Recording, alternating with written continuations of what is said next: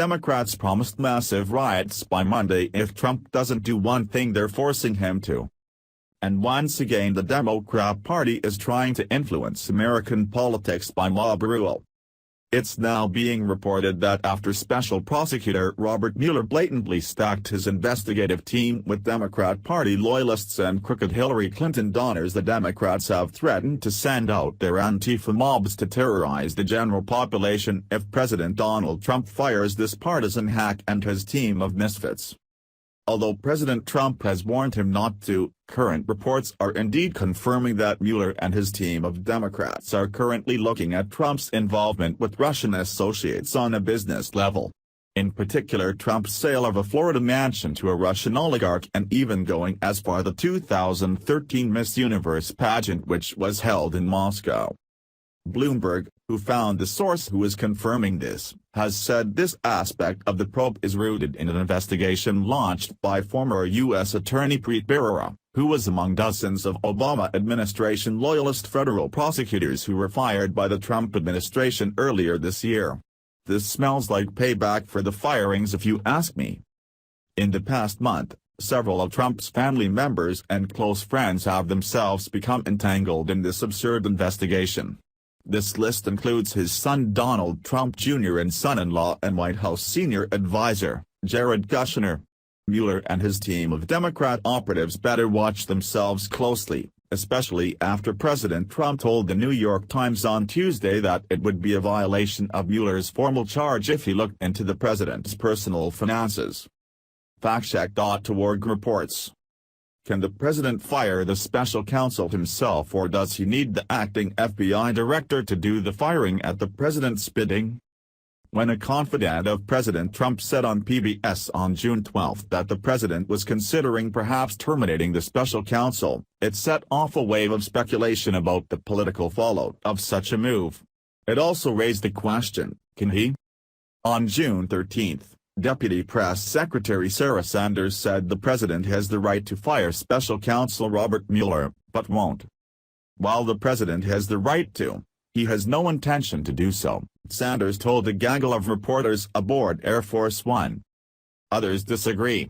On MSNBC's Morning Joe on June 15, Republican Senator John Thune, for example, said, "I don't think legally he can." There is a good bit of debate and some disagreement among constitutional scholars about the ways the president could remove Mueller if he wanted to, and the legality of such steps. But one thing is clear, it would not be as simple as firing off a termination letter, as the president did to remove FBI Director James Comey. Just days after Trump fired Comey, Deputy Attorney General Rod Rosenstein made the decision to appoint Mueller, a former FBI director, as special counsel to investigate any possible collusion between the Trump campaign and the Russian government's efforts to influence the 2016 presidential election. The president has called the investigation a witch hunt, and on June 12, Christopher Ruddy, CEO of the conservative Newsmax Media and a friend of the president, told PBS NewsHour's Judy Woodruff, "I think he's considering perhaps terminating the special counsel. I think he's weighing that option." Later that night, the White House said only that Ruddy never spoke to the president regarding this issue. The following day, the New York Times reported, based on interviews with several anonymous sources with direct knowledge of Mr. Trump's interactions, that Trump entertained the idea of terminating Mueller, but that staff persuaded him against it. Trump himself has not publicly acknowledged or denied that he considered firing Mueller, and as we said, Sanders said the president has the right to, but that he has no intention to do so. On June 14, The Washington Post reported that Mueller has expanded the probe to include whether Trump tried to obstruct justice. In response, Trump fired off 2 tweets, describing claims of collusion and obstruction of justice as phony and calling the investigation the single greatest witch hunt in American political history, led by some very bad and conflicted people.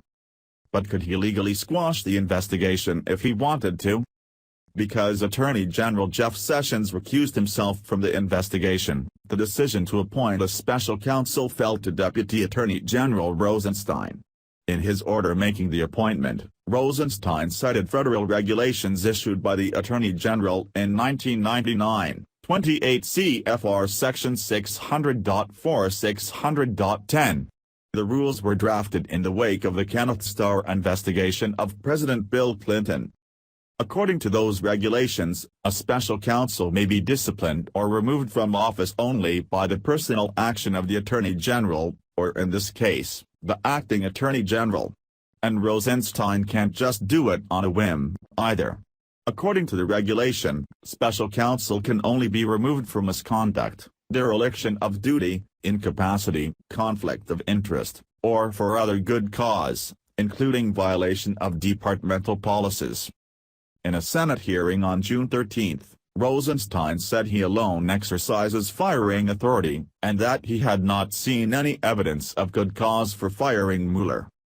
It's certainly theoretically possible that the Attorney General could fire him, but that's the only person who has authority to fire him, Rosenstein said. And in fact, the chain of command for the special counsel is only directly to the Attorney General, in this case the Acting Attorney General. In a House hearing that same day, Rosenstein again said that the decision to fire Mueller was his, and that he would not be swayed even if Trump ordered him to fire Mueller. "I have a federal regulation and I'm going to faithfully enforce that regulation," Rosenstein said. The regulation provides that a special counsel may be removed only for good cause, and so it doesn't matter who gives me an order, what that order is. If there isn't good cause, I would not fire the special counsel. In other words, Rosenstein argues that Trump could not fire Mueller directly. He could call on Rosenstein to do so, but if Rosenstein concluded there was no good cause to fire Mueller, he could refuse. If he wanted to, wrote Jack Goldsmith, a Harvard Law School professor and co-founder of Lawfare, Trump could then fire Rosenstein.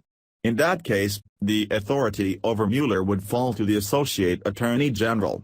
In theory, and ignoring the political consequences of doing so, Trump could keep firing people until he got someone to follow through on an order to fire Mueller. That means it could go down the line until an Assistant Attorney General did not resign and instead carried out the president's order, Goldsmith wrote. That's highly unlikely, wrote Marty Lederman, a professor at the Georgetown University Law Center and a former Deputy Assistant Attorney General in the Department of Justice's Office of Legal Counsel from 2009 to 2010. If Trump wants to get rid of Mueller, he'd have to somehow get to a point where he'd have in place an acting attorney general who was willing either to find good cause for the removal or rescind the good cause regulation, and then also fire Mueller, Lederman wrote.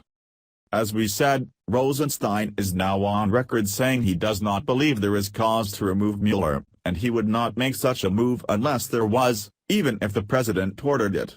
Lederman doubts anyone in the Attorney General's office who might replace Rosenstein would either, and risk the likely ruination of his or her professional and moral reputation. There's yet another route the president could take. Neil Katyal, a professor of national security law at Georgetown University, wrote in a piece for The Washington Post on May 19, Trump could order the special counsel regulations repealed and then fire Mueller himself. Katyal said he would know, because back in 1999, he was tapped by then Attorney General Janet Reno to head an internal working group on the issue of special counsel, and he helped write the regulations now being cited by Rosenstein. The rules provide only so much protection. Congress, Trump and the Justice Department still have the power to stymie, or even terminate, Mueller's inquiry, Katyal wrote. According to Goldsmith, there are good constitutional arguments in support of this possibility.